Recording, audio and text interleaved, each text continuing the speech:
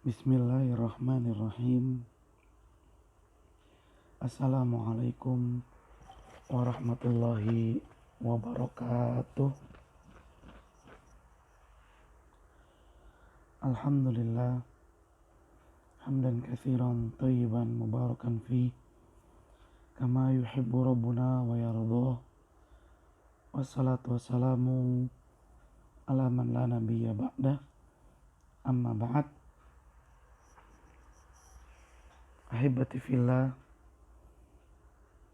at-tullab min ma'had Liwa'il Furqan, kaifa halukum, la'allakum bi khairin. Alhamdulillah, nahmadullah ta'ala wa nashkuruhu ala hadhihi al-fursati al-qayyimah. Fa fi hadhihi al-fursah nastati an nuwasil darsana wa in kanat al-muwasalati ad-dirasa an tariqi internet, wa la'alla hadhihi aw hadha tariq la yusabbib ila naqsi ijtihadina wa juhdina wa hirsina fi talabil ilmi, lianna talabal ilmi wajibun ala kulli muslimin kaifa kana tariquhu wa aina makana. Wa talabul ilmi sayufiduna faidatan kabiratan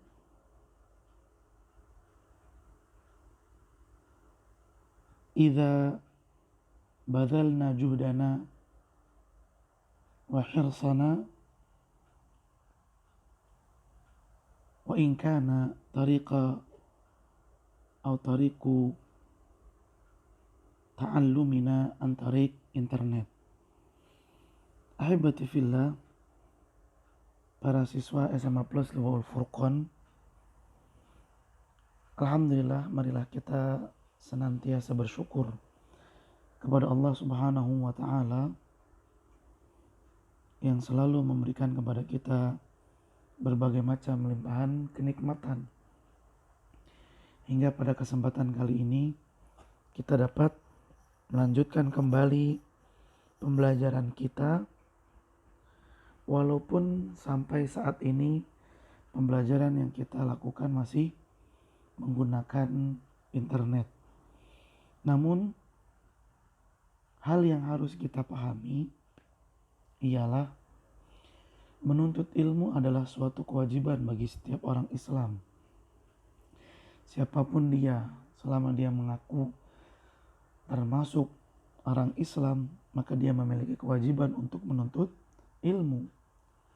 Dan menuntut ilmu itu bisa dilakukan bagaimanapun caranya, dimanapun tempatnya, selama dia bersungguh-sungguh, serius belajar, maka belajar akan memberikan faidah, manfaat yang besar bagi dirinya. Taib ahibati fillah, para siswa SMA Plus Liwa'il Furqan, dan dengan senantiasa bersyukur kepada Allah Subhanahu wa Ta'ala, maka rasa syukur ini akan menjadikan kita lebih baik. Kondisi kita akan semakin baik. Semangat kita, konsentrasi kita juga akan semakin baik. Dan nilai plusnya lagi, semakin kita bersyukur kepada Allah, maka Allah akan memberikan tambahan nikmat bagi kita. Oleh karena itu, daripada kita mengeluh, marilah kita senantiasa bersyukur kepada Allah Azza wa Jalla. Dan tidak lupa pula, marilah kita senantiasa mengucapkan salawat dan salam kepada suri tauladan kita, Nabi yang mulia, Nabi Muhammad Shallallahu Alaihi Wasallam, juga kepada keluarganya, kepada para sahabatnya, dan kepada orang-orang yang selalu berusaha untuk setia mengikuti jejak sunnahnya hingga hari kiamat. Allahumma la sahla illa ma ja'altahu sahla wa anta taj'alul hazana idza syi'ta sahla. Rabbi shrah li sadri wa yassir li amri wahlul 'uqdatam min lisani yafqahu qawli. Rabbana zidna ilman warzuqna fahman. Para siswa SMA Plus Liwaul Furqan, dari tampilan yang kita lihat, kita sudah bisa menebak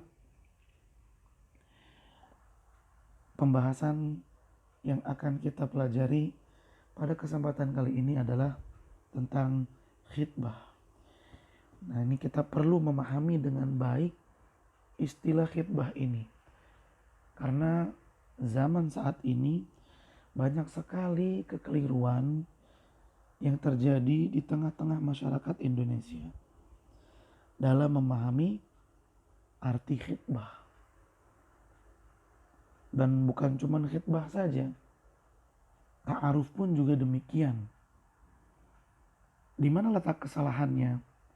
Letak kesalahannya adalah sebagian orang Indonesia, masyarakat kita, semoga Allah selalu membimbing kita semua ke jalan yang ia ridhoi, memaknai dan memahami bahwasanya ta'aruf itu adalah pacaran tapi dipoles dengan nilai islami.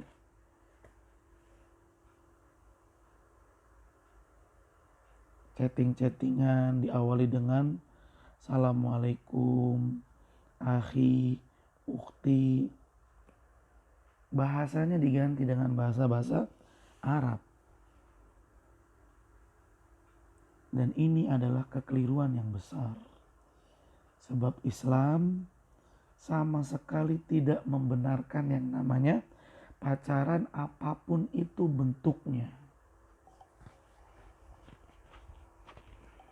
Karena laki-laki dan perempuan tidak boleh berkholwat. Dan kholwat zaman sekarang tidak hanya bertemu secara fisik, tapi bertemu di dunia maya pun bisa menjadikan seseorang kholwat dengan lawan jenisnya yang menyebabkan ia terjerumus ke dalam maksiat kepada Allah Azza wa Jalla. Lantas apa makna ta'aruf yang benar? Makna ta'aruf yang benar adalah saling mengenal dengan cara yang sesuai dengan hukum Islam. Contoh misalnya, laki-laki bertanya ke saudara, kerabat, perempuan yang dia ingin menikah dengan perempuan tersebut.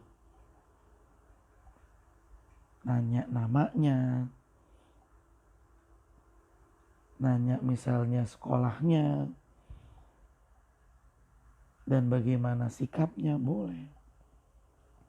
Atau dengan tukeran biodata, ya, ditulis di kertas, kemudian disampaikan kepada orang yang amanah, supaya orang yang amanah tersebut menyampaikan kepada orang yang dituju.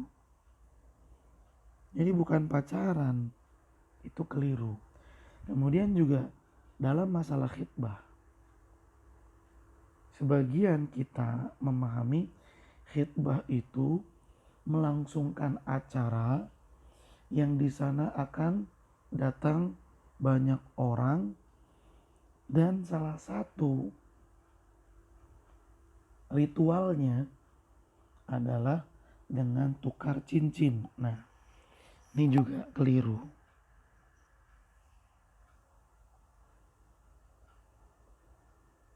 Atau juga bisa disebut dengan istilah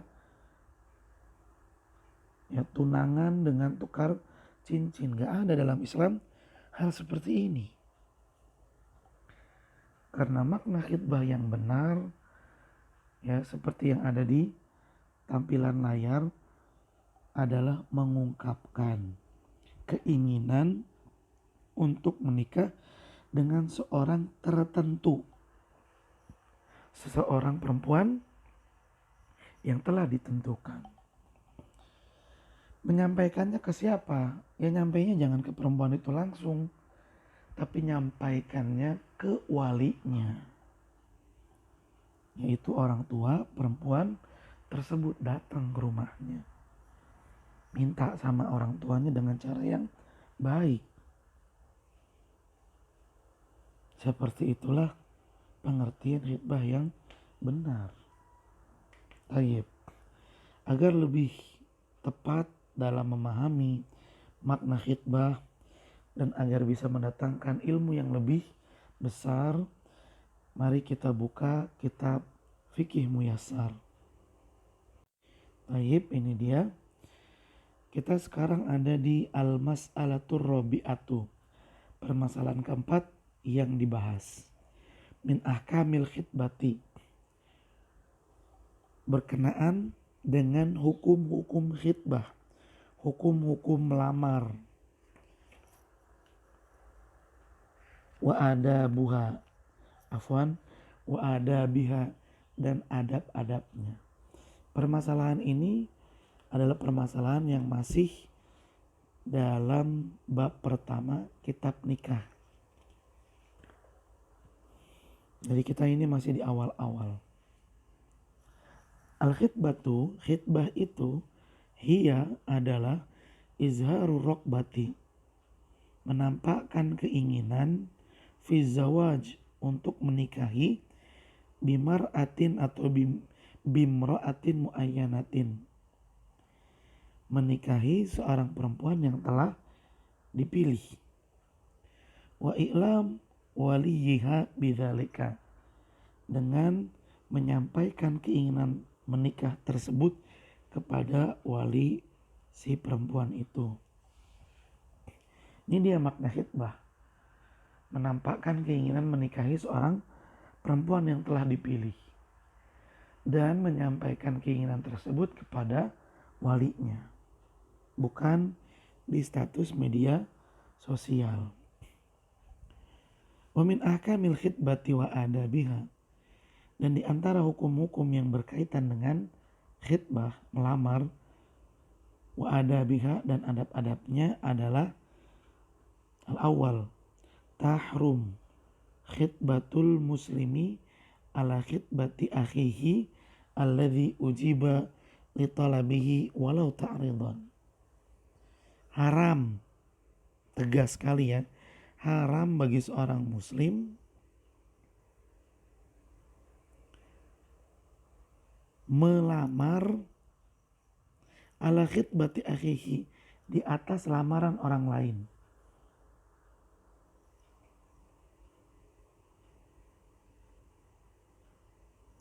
Alladzi ujiba li talabihi, yang mana lamaran orang lain tersebut yang lebih dulu ada, ujiba, telah diterima, walau ta'ridon, walaupun bentuk menerimanya masih sindiran. Misalnya ya, ada orang lebih dulu datang ke rumah perempuan tersebut dan menyampaikan kepada walinya kalau orang ini ingin menikahi anak perempuan yang ada di rumah itu. Kemudian walinya mengatakan, besok datang lagi sama orang tuamu. Nah, ini kan masih ungkapan yang belum menyatakan iya saya terima lamaran kamu, belum. Boleh jadi disuruh datang sama orang tuanya, mau dikasih tahu orang tuanya anaknya masih harus dididik dalam segi adab. Boleh jadi seperti itu. Jadi belum secara terang maksudnya apa. Tapi sudah ada indikasi kalau lamarannya ini akan diterima.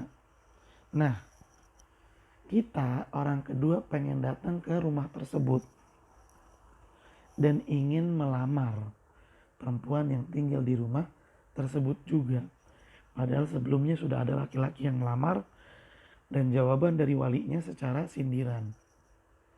Tapi kita mengatakan, wali perempuan itu kan bilangnya Besok kamu datang lagi sama orang tua, berarti kan belum diterima. Selama janur kuning belum melengkung, masih ada kesempatan. Hadza haram. Ini nggak boleh. Ya, ini tidak boleh. Kalau seorang perempuan sudah dipinang, sudah dilamar, sudah dihitbah oleh orang lain, kemudian sudah dijawab lamarannya itu oleh wali perempuan, walau dengan cara sindiran, maka laki-laki yang lain haram untuk meminangnya. Oleh karena itu, kalau sudah ada kesempatan dan yakin, bismillah, datang. Jangan ditunda-tunda, takut diambil orang. Ya, seperti itu. Ingat, kesempatan, ada pepatah mengatakan kesempatan tidak datang 2 kali. Artinya apa? Ketika kita memilikinya, maka berusahalah untuk mendapatkannya. Taib ahibati fillah, ini pembahasan tentang menikah. Bukan berarti setelah membahas ini kalian langsung melamar perempuan lah ya. Jangan, entar dulu, sabar. Kita belajar yang benar, belajar yang baik sebagai bentuk modal juga agar ketika kita membangun rumah tangga, kita membangunnya di atas ilmu yang benar. Wa alimatsani bi ijabatil awal, dan pelamar kedua mengetahui bahwa pelamar yang pertama telah dijawab, ya, dengan jawaban ada indikasi diterima lamarannya. Nah, ini nggak boleh ya, mudah-mudahan jelas. Liqaulihi sallallahu alaihi wasallam, hal ini berdasarkan sabda Nabi sallallahu alaihi wasallam, la yaktubur rajulu ala khitbati akhihi hatta yankiha aw yatruka. Kata Nabi, janganlah seorang laki-laki melamar perempuan yang sudah dilamar orang lain sampai orang lain tersebut menikahinya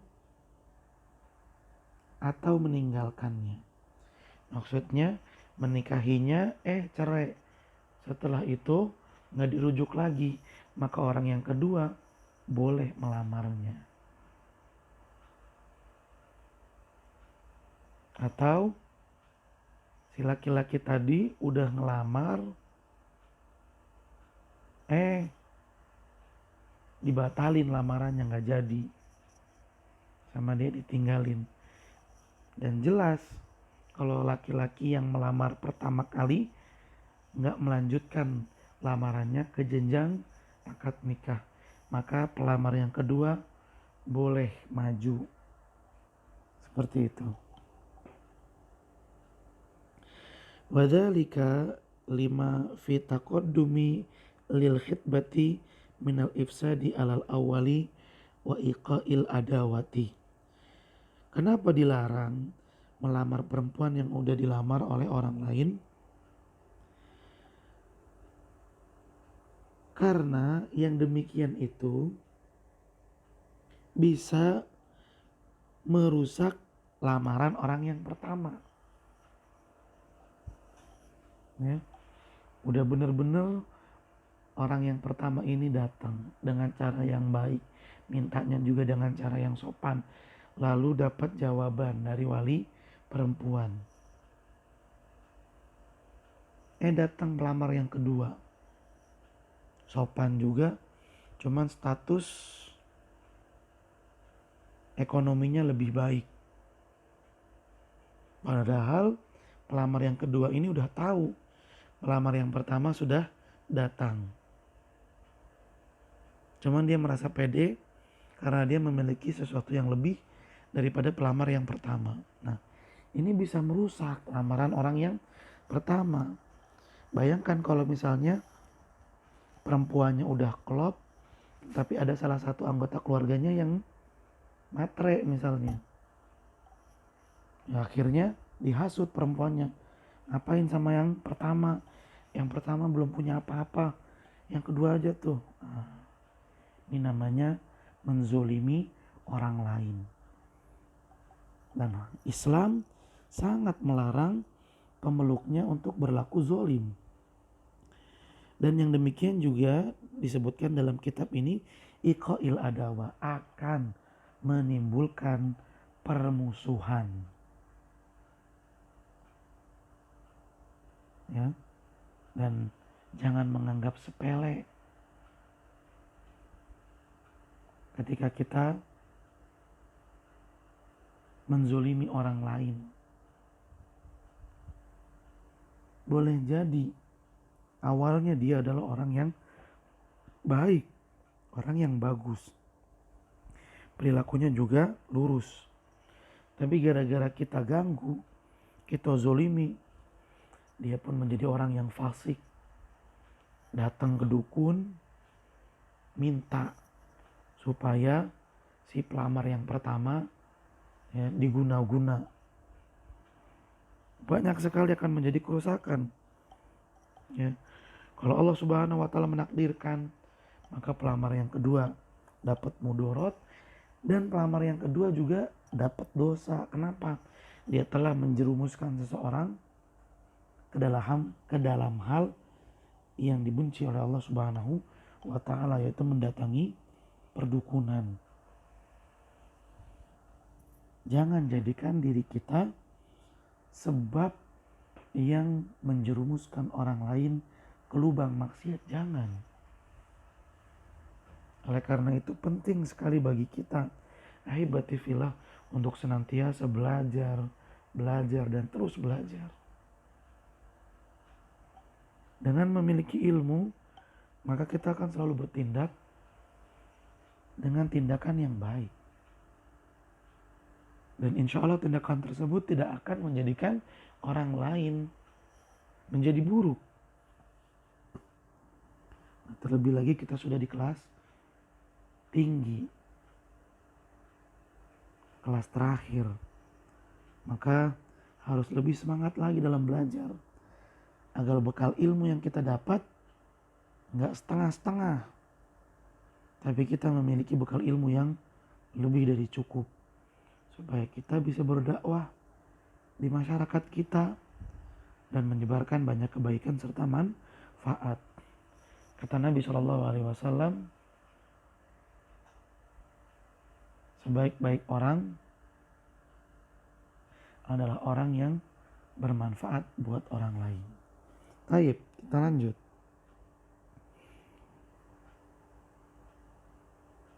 Asani, yang kedua. Jadi poin yang pertama gak boleh melamar perempuan yang udah dilamar orang lain. Poin yang kedua, yahrumut tasrih bi khitbatil mu'taddatil ba'ini. Haram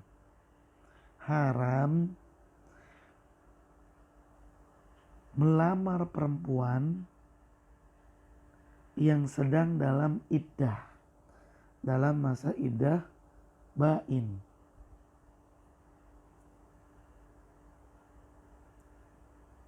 Jadi perempuan itu ya ikhwan, ketika dia ditalak, kan ada 3 kesempatan ya. Talak pertama namanya talak roj'i, di mana suaminya berhak untuk balikan. Talak kedua juga masih disebut dengan talak roj'i, di mana suaminya juga masih punya kesempatan untuk balikan. Tapi kalau udah ditalak yang ketiga, secara otomatis langsung putus ikatan pernikahannya, dan si suami gak punya kesempatan lagi untuk balikan. Berarti perempuan itu bebas dong, sudah gak punya ikatan pernikahan dengan laki-laki. Iya bebas, tapi gak boleh saat itu juga dinikahin, dilamar. Katanya si A udah cerai ya sama suaminya, dan perceraiannya ini perceraian yang ketiga kali ya. Iya, kapan dicerainya? Tadi malam. Wah, kalau gitu ya subuh hari ini saya mau langsung melamarnya. Ini nggak boleh. Apalagi dan lamarannya ini nggak boleh jika bentuknya secara terang-terangan. Datang ke rumah perempuan tersebut, bilang sama orang tuanya, "Pak, saya ingin menikah sama anak bapak yang baru diceraikan sama suaminya tadi malam." Ngomongnya secara terang-terangan. Ini haram ya ikhwan. Sekali lagi, haram melamar secara jelas, secara terang-terangan, dengan kalimat yang betul-betul jelas, kalimat lamaran yang jelas kepada perempuan yang sedang dalam keadaan atau sedang dalam masa iddah dari tolak bain. Tolak bain itu tolak yang ketiga. Ya, talak ketiga. Liqaulihi ta'ala, hal ini berdasarkan firman Allah Subhanahu wa taala, "Wala junaha 'alaikum fima aradtum bihi min khitbatin nisa." Wala junaha 'alaikum, dan tidak ada dosa bagi kalian fima aradtum bihi min khitbatin nisa, untuk meminang perempuan dengan ungkapan sindiran. Fayajuzu lahu, dari ayat ini menerangkan boleh bagi seorang laki-laki at-ta'rid, melamar perempuan yang masih dalam masa iddah dari tolak bain dengan cara ta'rid, sindiran. Ka'an yakul waditu an yuyassirallahu li imra'atan salihatan. Ya, tiba-tiba dia ngomong,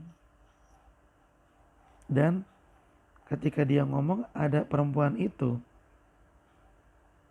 perempuan yang dalam keadaan iddah dari talak bain, dia ngomong, waditu, saya pengen bener, an yuyassirallah, Allah memudahkan, li, untuk saya, imra'atan salihatan, bisa menikah dengan perempuan yang soleh.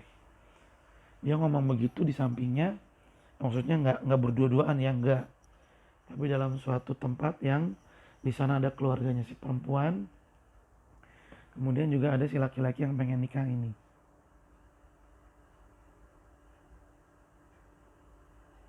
Dia ngomong, saya pengen banget Allah memberikan kemudahan bagi saya menikah dengan perempuan yang soleh. Atau dia ngirim SMS atau WhatsApp ini kepada kerabat si wanita tersebut. Ya, artinya ngasih sinyal lah, kode keras. Atau dengan ungkapan, ini uridu zawat, saya ingin menikah.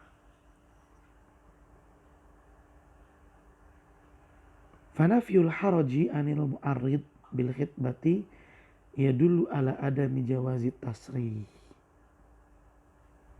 Nafyul haraj, tidak berdosa atau nggak ada dosa anil mu'arrid bil khitbah, bagi seorang laki-laki yang melamar perempuan yang masih dalam masa iddah dari talak bain dengan lamaran sindiran.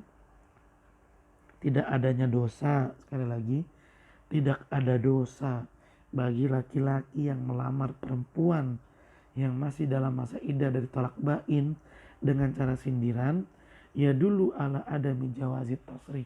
Ini menunjukkan melamar perempuan yang masih dalam masa iddah dari talak bain dengan cara terang-terangan, hukumnya haram atau tidak boleh. Faqad yahmiluha al-hirsu ala zawaji ala al-ikhbari bin qidai iddatiha qabla inqidaiha. Karena kalau melamar secara terang-terangan, yahmiluha, akan menjadikan si perempuan itu hirs, bersemangat ala zawaj untuk buru-buru nikah, alal ikhbari bin qidai iddatiha, di mana dia akan menyampaikan inqidai iddatiha, bahwa masa idahnya sudah selesai, qabla inqidaiha, padahal belum. Jadi dia berbohong. Wa ammal mu'taddatur raj'iyah, adapun perempuan yang dalam masa iddah raj'i, fayahrumu hatta ta'rid, maka nggak boleh dilamar, sekalipun ngelamarnya dengan cara sindiran. Li'annaha fi hukmi zaujat, karena perempuan yang masa iddahnya adalah masa iddah raj'i, dia itu masih berstatus istri orang. Taib. Akan Ustadz jelaskan sekali lagi, mohon didengarkan. Jadi poin yang kedua ini adalah melamar perempuan yang dalam masa iddah. Ada dua nih masa iddah.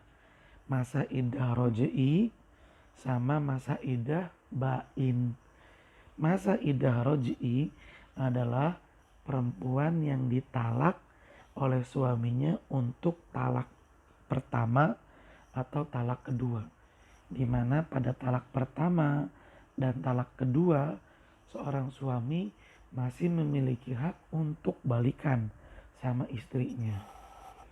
Nah, untuk talak yang raj'i ini, laki-laki yang lain gak boleh sama sekali melamar wanita dalam masa iddah raj'i ini, sekalipun lamarannya dengan cara ta'rid, sindiran. Misal ada seorang laki-laki dapat kabar, si fulana diceraiin sama suaminya, dan perceraiannya ini adalah perceraian yang pertama kali. Oh iya, dia diceraiin ya. Yaudah kalau gitu saya mau ngelamar tapi saya sindir aja, saya sindir. Ya, tiba-tiba dia ngomong, saya pengen banget menikah dengan perempuan yang ada di wilayah ini. Dia bilang begitu. Tentu dari perkataan dia sangat dipahami bahwa maksud dari perkataan tersebut dituju kepada perempuan yang baru ditalak oleh suaminya dengan talak yang pertama. Ini haram, tetap gak boleh, sekalipun cuma sindiran, apalagi secara terang-terangan. Kenapa? Karena talaknya masih talak raj'i, iddahnya masih iddah raj'i.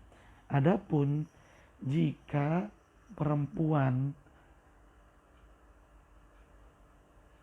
berada dalam masa iddah bain ini adalah talak yang ketiga atau suaminya meninggal dunia, maka boleh melamarnya tapi dengan cara sindiran. Misalnya ya, ngomong ke walinya, Pak, kalau misalnya si fulana sudah selesai masa iddahnya, tolong kabarkan saya. Nah, ini kan termasuk kode ingin menikah tapi tidak secara tasrih, terang-terangan. Seperti itu ya ikhwan. Taib, as-salis yang ketiga. Man ustushira fi khatibin aw maktubatin wajib alaihi an yadhkura ma fihima min mahasina wa masawi'a.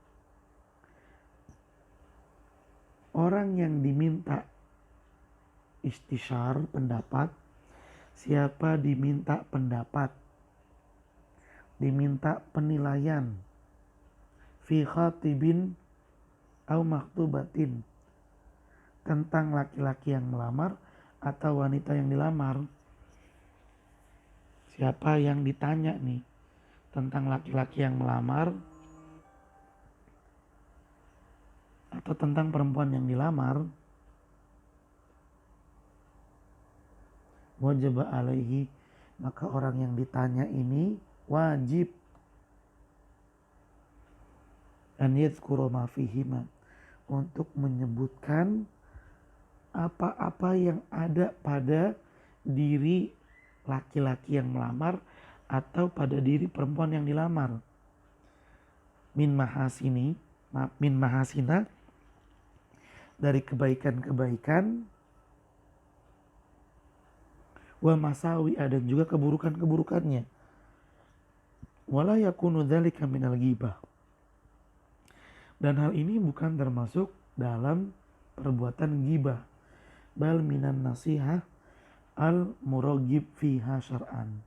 Muraghab fiha syar'an, bahkan ini termasuk nasihat yang sangat dianjurkan untuk dilakukan oleh syariat Islam. Sangat dianjurkan oleh syariat Islam untuk dilakukan. Jadi poin ketiga ini, kalau misalnya kita ditanya sama seseorang ya, tentang laki-laki yang ingin melamar. Antum kan deket tuh sama si fulan. Menurut antum tuh dia bagaimana sih? Orangnya baik apa enggak? Nah, kita harus sampaikan, baik buruknya kita sampaikan. Dan ini bukan termasuk ghibah. Bahkan ini dianjurkan oleh agama Islam.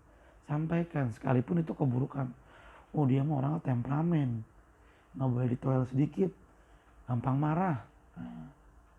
Oh, dia mau orang pelit, parah, sama dirinya sendiri aja pelit. Boleh nyampein. Kalau baik ya bilang baik, kalau buruk ya bilang buruk. Tapi jangan ditambahin bumbu, nanti orang bisa salah paham. Sampaikan sesuai dengan realitanya.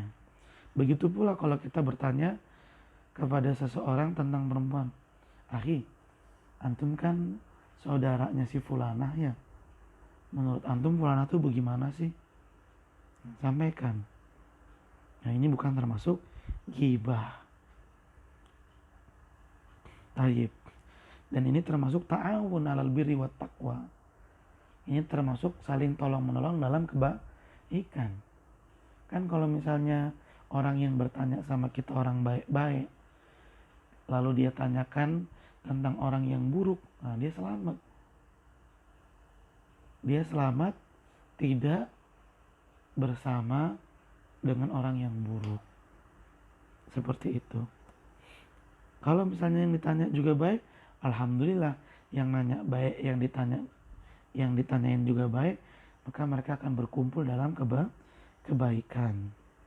Arabi yang keempat, al-khitbatu mujarradu wa'di bizawaj. Nih, pahami nih. Khitbah, lamaran itu mujarrad hanya wa'di bizawaj, janji untuk menikah. Datang ke walinya, Pak, saya ingin menikah dengan anak Bapak. Apakah boleh? Janji. Wa ibda'ir rakbah fihi, dan ibda, menampakkan ar-rakbah fihi, keinginan untuk menikah. Walaisat zawajan, dan melamar ini bukan menikah. Ya, khitbah ini bukan menikah. Dia baru janji untuk menikahi. Lidza yabuqa kullun minal khatib wal makhtubah ajnabiyan anil akhar. Makanya setelah lamaran, si laki-laki sama si perempuan statusnya masih orang asing, belum menjadi mahram, sehingga nggak boleh berdua-duaan. Nah kan banyak nih di masyarakat kita, baru dilamar udah dibawa ke sono kemari. Mau kemana? Mau foto prawedding. Lah kan baru lamaran. Kan udah lamaran, dia jawabnya malah begitu. Lah lamaran itu belum nikah. Jadi status laki-laki sama perempuan masih berstatus sebagai orang asing, bukan mahram. Sehingga gak boleh berdua-duaan. Mau kemana? Nyari souvenir. Mau kemana? Bikin undangan, tapi berdua-duaan naik motor. Udah lamaran ini. Salah kaprah. Lamaran tuh bukan nikah. Tapi udah tuker cincin. Sekalipun dia tuker BPKB misalnya. Kayak ini cuman mizah ikhwan, afwan, biar nggak tegang saja. Tukar cincin tuh bukan dalam hal yang dianjurkan oleh Islam. Lamaran itu hanya sekedar menyampaikan janji.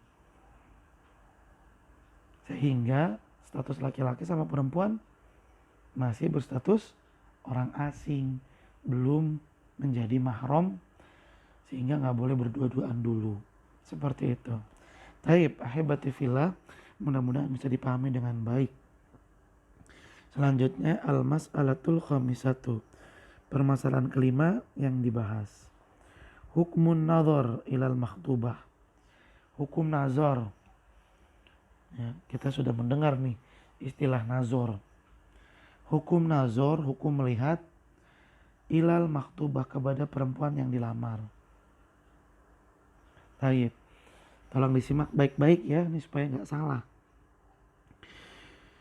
Man arada an yakhtuba imra'atan, orang yang ingin melamar perempuan, yusra'u wa yusannu lahu an-nadharu ila ma yadhharu minha adatan.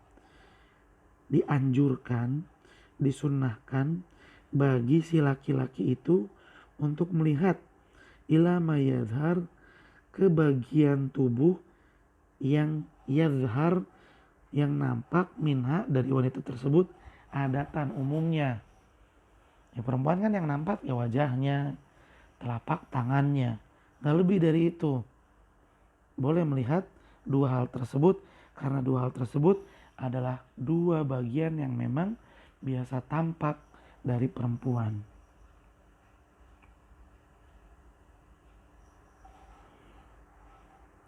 Kawajihiha, seperti wajahnya. Saat dia cadaran ya, walaupun cadaran, ketika nazar kita boleh melihat wajahnya. Wakafaiha, ya melihat telapak tangannya. Ngapain ngeliat telapak tangannya? Kita lihat aja tangannya bagaimana. Ya. Kadang perempuan lihat dari tangannya tuh udah kelihatan dia ini cakep atau enggak. Wakodamaiha, dan melihat ke telapak kakinya. Ya. Dan ini adalah anggota tubuh yang biasa tampak. Boleh melihatnya. Li hadis Sahal bin Sa'ad radhiyallahu anhu, anna mar'atan ja'at ilan nabi. Beliau mengatakan sesungguhnya ada seorang perempuan datang kepada Nabi sallallahu alaihi wasallam. Faqalat, lalu perempuan itu bilang, "Ya Rasulullah, wahai Rasulullah, jitu, saya datang li ahaba laka nafsi, untuk mempersembahkan diri saya kepadamu untuk dinikahi." Fasu'ada nadhar ilaiha, maka Nabi sallallahu alaihi wasallam pun mengangkat pandangannya untuk melihat perempuan tersebut. Wasawwabahu, dan menurunkannya. Summa ta'ta'a ra'sahu, kemudian beliau menundukkan kepala beliau. Jadi beliau melihat ke atas pandangannya, terus turun lagi, kemudian nunduk. Artinya Nabi SAW menjaga pandangannya. Ketika ada perempuan bilang begitu, baru Nabi ngeliat dulu. Seperti itu. Ini namanya nazar. Dan ini dalilnya. Wa hadis Abi Hurairah radhiyallahu anhu. Dan juga berdasarkan hadis yang diriwayatkan oleh Abi Hurairah radhiyallahu anhu, qala, beliau berkata, kuntu inda Nabi sallallahu alaihi wasallam. Saya pernah bersama Nabi sallallahu alaihi wasallam. Fa'atahu rajulun. Tiba-tiba datang seorang laki-laki, fa'akhbarahu, lalu laki-laki itu mengabarkan kepada Nabi, annahu tazawwaja imra'atan, bahwasanya ia menikahi perempuan, minal ansar, dari kalangan Ansor. Faqala lahu Rasulullah sallallahu alaihi wasallam, maka Rasulullah sallallahu alaihi wasallam pun bersabda, anazarta ilaiha, apakah kamu sudah melihat kepadanya? Qala la. Lalu dia menjawab tidak atau belum. Qala fazhab fanzur ilaiha. Maka Nabi SAW pun menganjurkan kepadanya untuk segera pergi ke perempuan tersebut untuk melihatnya. Fa inna fi ayunil ansari syai'an. Karena sesungguhnya di mata orang-orang Ansar ada sesuatu. Ya, di mata orang-orang Ansar ada sesuatu yang dikhawatirkan dia nantinya jadi nggak suka. Seperti itu. Ya, di sini Nabi menganjurkan seseorang yang ingin menikah dengan perempuan hendaklah dia melihat dulu. Nazor dulu namanya. Dan nazor ini ya, ntar kita bahas pokoknya deh, pelan-pelan.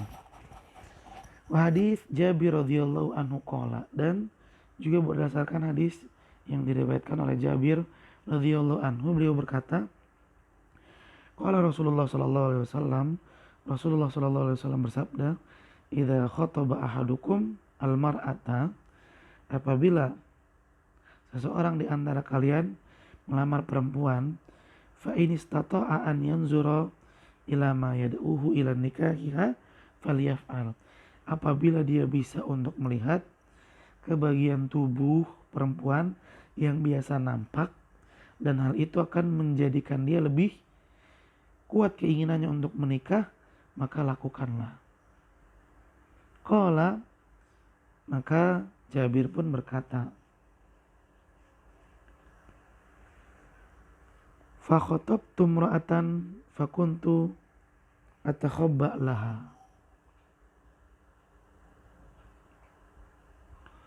Kata Jabir radhiyallahu anha,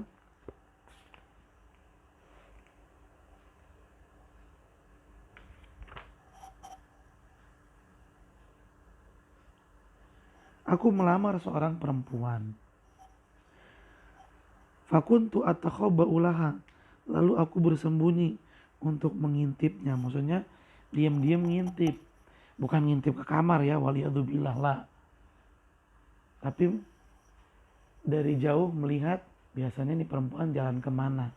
Nah diikutin, kemudian melihat secara diam-diam. Hatta ra'aitu minha, sampai aku melihat darinya, dari perempuan itu, mada ani ila nikahiha, sesuatu yang menjadikanku lebih mantap keyakinan untuk menikahinya. Fatazawwajtuha, maka aku pun menikahinya.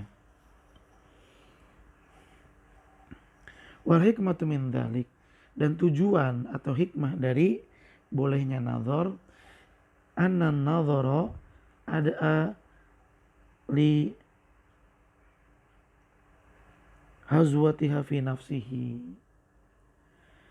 bahwasanya melihat itu atau nazar itu lebih mengundang untuk sebuah tempat di dalam hatinya. Maksudnya akan menjadikan hati si laki-laki lebih tertarik terhadap perempuan tersebut. Wa min thamma, dan dari sana ada lil ulfati wal mahabbati wa dawamil mawaddati bainahuma. Karena yang demikian itu juga akan lebih membuka ulfa, peluang untuk menikah. Wal mahabbah, saling mencintai, wa dawamil mawaddah, dan untuk selalu mengasihi bainahuma, antara keduanya. Kama fi qoulihi sallallahu alaihi wasallam lil Mughirah, sebagaimana sabda Nabi sallallahu alaihi wasallam kepada Mughirah, wa qad khataba imra'atan, di mana Mughirah telah melamar seorang perempuan, unzur ilaiha fa inna ahra an yu'dama bainakuma, lihatlah kepadanya, fa innahu ahra, karena sesungguhnya hal itu ahra, lebih utama, an yu'dama bainakuma, agar dilanggengkannya cinta di antara kalian berdua. Maksudnya dengan menazor, maka si laki-laki akan lebih tertarik perempuannya juga akan lebih tertarik. Sehingga masing-masing lebih bersemangat dan komit untuk melanjutkan ke jenjang pernikahan. Artinya nazar itu dilakukan setelah lamaran. Kalau belum ngelamar, maka jangan nazar. Saya mau nazar dulu baru mau ngelamar. Nah, jangan. Makanya kan ada tahapannya. Pertama dapat informasi, ada perempuan pengen nikah atau siap nikah nih. Yang bener. Iya, anak dapat info. Nah, dapat info dilanjutin ke tahap yang berikutnya. Apa itu ta'aruf? Caranya gimana? Tukeran biodata atau bertanya kepada kerabat perempuan. Ya, kerabatnya ya laki-laki yang ditanya, jangan perempuan juga. Nanti yang ada kita deket sama perempuan lain, nggak bisa. Tanya sama saudara laki-laki misalnya. Si perempuan itu punya saudara laki-laki. Bagaimana menurut antum tentang saudari antum si fulanah itu?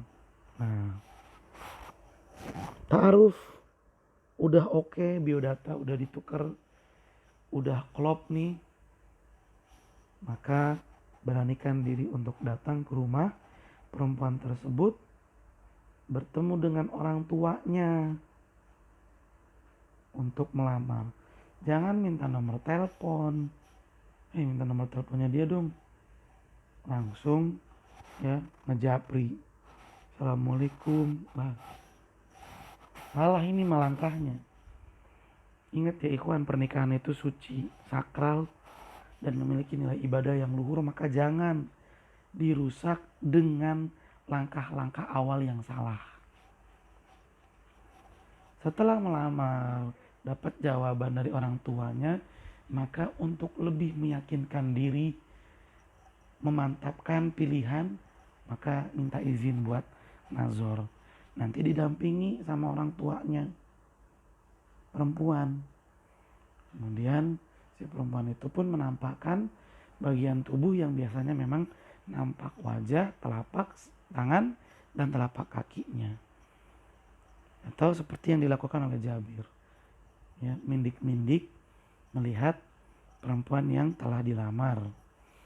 Seperti itu ya ikhwan. Tayyib, alhamdulillah. Maka selanjutnya adalah al-mas'alatus sadisatu. Permasalahan ke-6 yang akan dibahas. Syurutun nikahi wa arkanuhu. Syarat-syarat menikah dan rukun-rukun menikah. Al-awalu syurutun nikahi.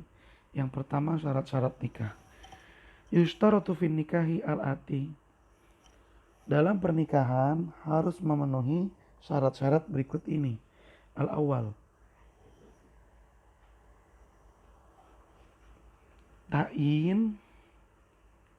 Ta'yinu kulli minaz zawjaini. Harus menentukan setiap pasangan dari suami dan istri. Tentuin mana perempuan yang ingin dilamar. Tentuin mana laki-laki yang ingin diterima. Fala yasihu aqdun nikahi ala wahidatin la yu'ayyinuha. Sehingga gak sah melangsungkan akad nikah kepada seseorang perempuan la yu'ayyinuha, yang tidak ditentukan. Ya. Kaqaulihi, seperti perkataan seorang wali, ya, wali dari para perempuan, zawajtuka binti, saya nikahi kamu dengan anak perempuan saya. In kana lahu aktsar min wahidah, sedangkan dia punya anak perempuan lebih dari satu. Au yakul, atau si wali ini berkata, zawajtuka zawajtuha ibnaka, zawajtuha ibnaka.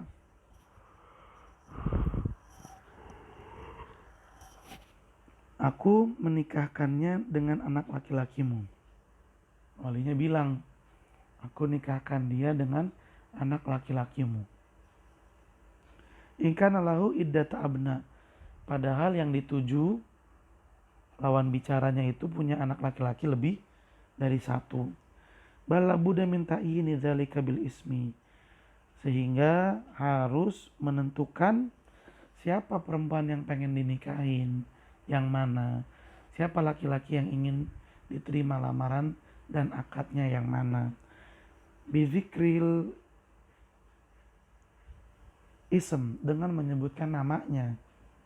Ka Fatimah, seperti Fatimah wa Muhammad, Muhammad, atau bisifah, atau dengan karakter atau sifat atau keterangan. Al-kubro, yang paling besar, awis ugro, yang paling kecil. Jadi nggak boleh misalnya dalam akad pernikahan, ya, si wali perempuan bilang sama pelamar laki-laki, saya nikahkan kamu dengan anak perempuan saya. Si laki-lakinya udah pede aja, wah dapat nih yang gede nih, yang gede yang paling cakep, tapi yang kecil kurang cakep. Dia langsung nyebutin, iya saya terima. Taunya dia dinikahin sama yang kecil. Ini nggak boleh, ya. Dalam melangsungkan akad nikah harus secara jelas ditentukan yang mana yang dinikahin dengan cara menyebut namanya. Tayyib, asani yang kedua. Ridho kullin minaz zaujaini bil akhar. Masing-masing dari kedua mempelai menerima, ya, pasangannya. Masing-masing dari kedua mempelai menerima pasangannya. Si perempuan menerima si laki-laki dan ridho, lalu laki-laki juga menerima si perempuan dan ridho. Fala yasihu nikahul ikrah. Nggak boleh, tidak sah, maksudnya tidak sah nikahnya orang yang dipaksa, ya. Kamu nikahin anak saya, kalau enggak hutang kamu saya nggak bayar. Loh, kok jadi begitu? Nah, ini nggak bisa, ya, ini namanya memaksa. Di hadis Abi Hurairah radhiyallahu anhu, hal ini berdasarkan hadis yang diriwayatkan oleh Abi Hurairah radhiyallahu anhu, anna Rasulullah sallallahu alaihi wasallam, bahwasanya Rasulullah sallallahu alaihi wasallam qala, bersabda, la tunkahul ayyimu hatta tustamaro walal bikru hatta tustadzana. La tunkahul ayyimu, ayyimu itu janda. Janda tidak boleh dinikahkan hatta tustamar, sampai diminta pendapatnya si janda tersebut, gimana, mau apa enggak. Walal bikru, dan gadis tidak boleh dinikahin hatta tustadzan, sampai dapat izin orang tuanya, sampai dimintai izinnya. Baik. Hadis ini menunjukkan bahwa masing-masing kedua belah pihak harus menerima sesuai pilihan hatinya, jangan dipaksa, apalagi sampai terpaksa. Ini nggak sah nanti akad nikahnya. Yang ketiga, al-wilayatu fin nikah, perwalian dalam pernikahan. Fala yaqidu alal mar'ati illa waliyuha, tidak boleh dan tidak bisa menikahkan, yaqid, menikahkan, alal mar'ah, tidak bisa dan tidak sah menikahkan seorang perempuan illa waliyuha, kecuali walinya, yaitu bapaknya, kakeknya, saudara kandung laki-lakinya. Itu dia.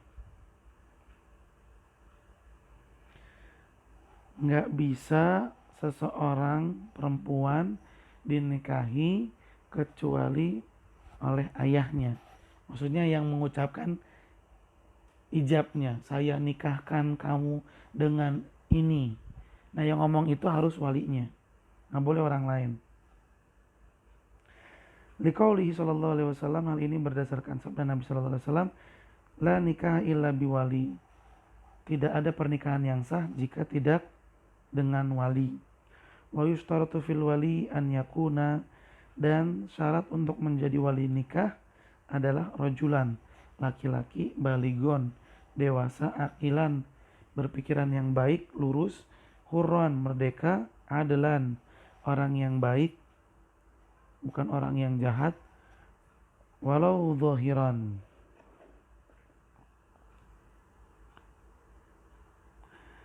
sekalipun hanya secara lahirnya saja, nampaknya dia baik, padahal kadang dia diam-diam suka begini, itu mah urusan dia, yang penting nampaknya dia ini orang yang dewasa dan baik, itu dia. Jadi nggak boleh perempuan menikah tanpa wali, atau biasa disebut dengan apa ya istilahnya, nikah lari lah, nikah lari. Ini nikahnya nggak pakai wali, nah, ini nggak boleh.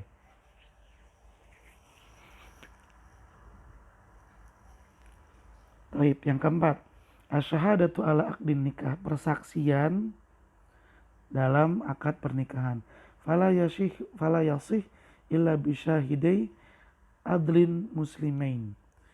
Nikah itu nggak bakalan sah kecuali dihadiri dengan dua saksi, di mana dua saksi ini adalah dua orang yang soleh dan juga muslim.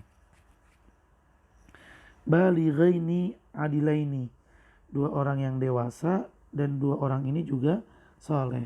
Walau zahiran, walaupun dewasa dan baiknya itu cuma secara lahiriahnya, nggak tahu batinnya bagaimana. Kalau batin mah urusan nanti, urusan dia sama Allah. Liqaulin Nabi sallallahu alaihi wasallam, hal ini berdasarkan sabda Nabi sallallahu alaihi wasallam, la nikah illa biwali wa syahidai adlin wa makana ghaira dzalika fahuwa batil. Tidak sah suatu pernikahan illa biwali, kecuali dihadiri oleh wali, wa syahidai adlin, dan dua orang saksi yang saleh, wa makana ghaira dzalika fahuwa batil. Pernikahan yang tidak dihadiri dengan wali atau tidak ada saksi, maka pernikahan itu adalah pernikahan yang tidak sah, batil. Qala Tirmidzi, Imam Tirmidzi berkata, al-amalu alaihi inda ahlil ilmi min ashabin Nabi sallallahu alaihi wasallam wa man ba'dahu minat tabi'in wa ghairuhum. Qalu la nikah illa bisyuhud. Imam At-Tirmidzi berkata, inilah yang diamalkan di kalangan para ulama, dari kalangan sahabat Nabi sallallahu alaihi wasallam, dari kalangan tabi'in yang datang sesudah kalangan sahabat, dan orang-orang selanjutnya. Lalu ia berkata, la nikah illa bisyuhud, tidak sah pernikahan kecuali dengan adanya saksi. Washtiratu syahada fi nikah ihtiyatun linasab khauful inkar. Disyaratkan adanya saksi dalam pernikahan bertujuan untuk hati-hati dalam menjaga nasab dan antisipasi, dan sebagai bentuk antisipasi kekhawatiran, ya, khawatir pengingkaran terhadap nasab, ya, pengingkaran terhadap nasab. Dan kalau ada saksi ini bilang, iya benar anak perempuan ini bapaknya ya dia itu. Iya benar anak laki-laki ini, ya ini keluarganya. Jadi supaya aman dan berjalan dengan baik. Taib ahibati fillah, mungkin sampai di sini ya perjumpaan kita pada kesempatan di saat ini, mudah-mudahan bermanfaat. Terima kasih atas perhatiannya, mohon maaf apabila ada kekurangan. Mari kita akhiri dengan membaca doa kafaratul majlis. Subhanakallahumma wa bihamdika asyhadu an la ilaha illa anta astaghfiruka wa atubu ilaik. Billahi taufiq wal hidayah. Assalamualaikum warahmatullahi wabarakatuh.